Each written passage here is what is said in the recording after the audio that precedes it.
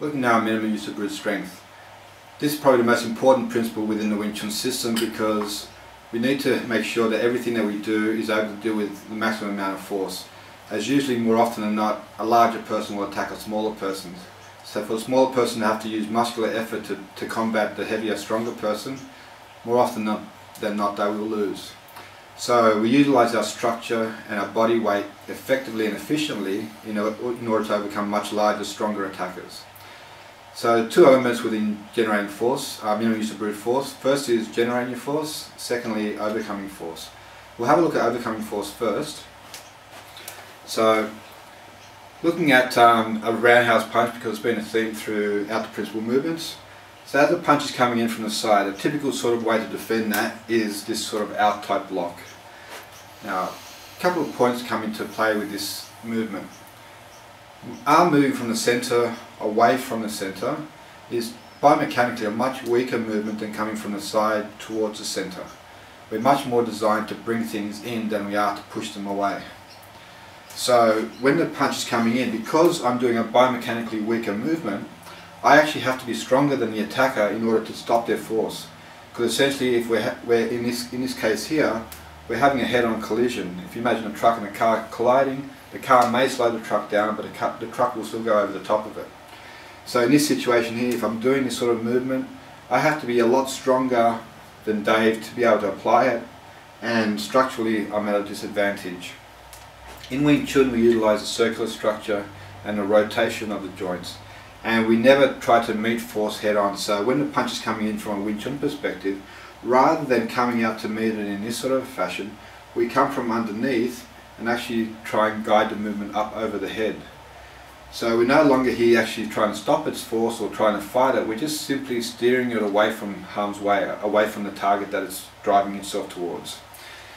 Now also what we notice here in terms of how my structure is applied, if I had a circle here, as a person's punching towards my centre, the force is actually being supported by my body. It's not being supported by my arm as it is in this sort of outward movement there. My body structure here carries it, so my arm doesn't have to actually be very strong because my body has to support it. Now, as long as my body is able to deal with the amount of force that the person's applying, I can deal with quite a lot of force. And you'll notice here Dave putting a lot more force here, and it has very little effect on my structure. The other part of this is when we combine this with the principle of directness, when the punch is coming in and I actually apply the strike, that strike there has an effect to actually push the person away. So once you land that strike, it will diffuse a lot of the power that the person has in their strike, making it even easier for you to dispel their force and repel them backwards. So we utilise our body mass, we utilise our structure, and everything supported from the centre of our body rather than supported from the limbs. In this way here we're able to generate a lot of force and are able to overcome a lot of force.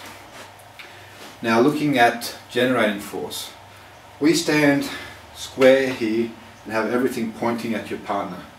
So effectively what we become is this heavy mass focused forward, the whole mass aiming to hit the partner in the single point rather than everything just going straight forward as a block.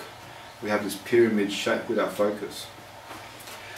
So when we're throwing a strike here, we're punching forward, our whole body mass here is behind that strike and is supporting it.